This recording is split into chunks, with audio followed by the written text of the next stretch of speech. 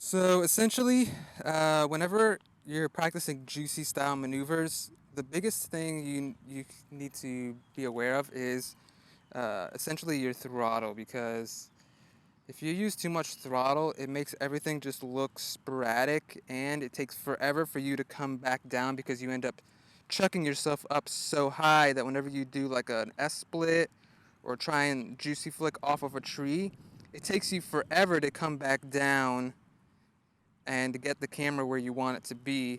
So what I like to do is, or what you'll want to maybe practice, is kind of blipping yourself side to side to get used to blipping your throttle in small increments. That way you can quickly adjust and do, the type of blip that you need to do to get closer to objects and trees without overcompensating. So let's go ahead and try and practice something like that. All right, so like I said, you basically want to kind of practice doing small throttle blips back and forth so you get the idea for both your rates a little bit and your throttle control. So whenever you're doing like a blip, right? I'm talking about just kind of come up to like a tree like this.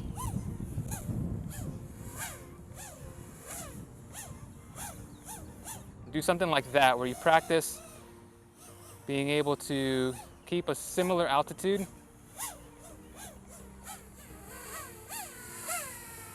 and practice using your blip, because in all honesty, most of the time whenever you're doing juicy stuff,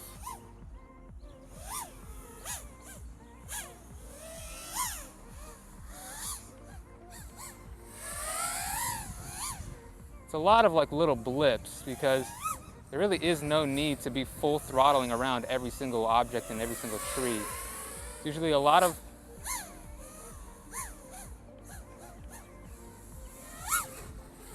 see, even like that roll right there was just a small blip.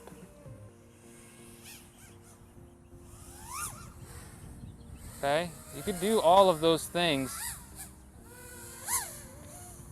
with just a little bit of throttle.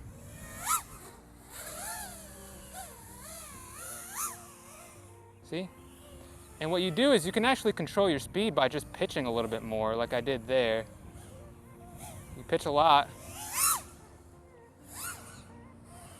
you end up having to maybe use a little bit more throttle, but you end up getting a little bit more speed. So really practice just trying to do maneuvers like that, or kind of like what I just did there was, you come up to an object, blip over to it, and then blip over it again.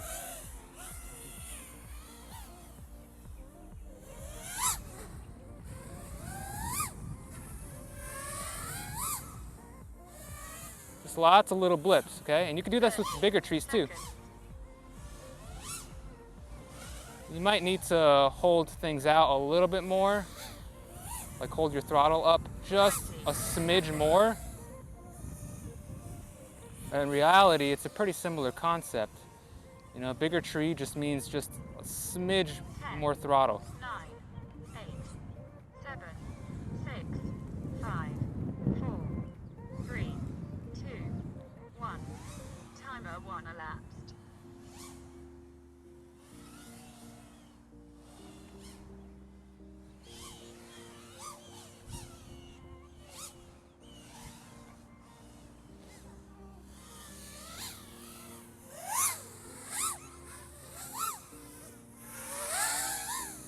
And then obviously what happens is when you do a lot of those blips, you will have to maybe just use, or at least be aware that you're gonna need to maybe keep your idle a little higher, like right here, depending on how much further you really need to go. Let's say you undershoot something.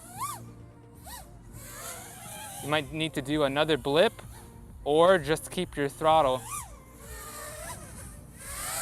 Keep your throttle, your idle throttle, a little bit higher so that you stay up in that position. See, I had like a high throttle right there, like a higher idle. I just kept my throttle up a little bit, but without doing anything drastic, so that way That way I could stay in a similar position, but still pretty much do whatever I want, because I'm not gonna hit it.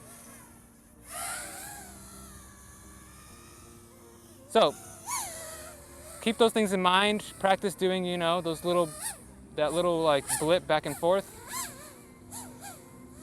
just to kind of get your muscle memory in a better spot.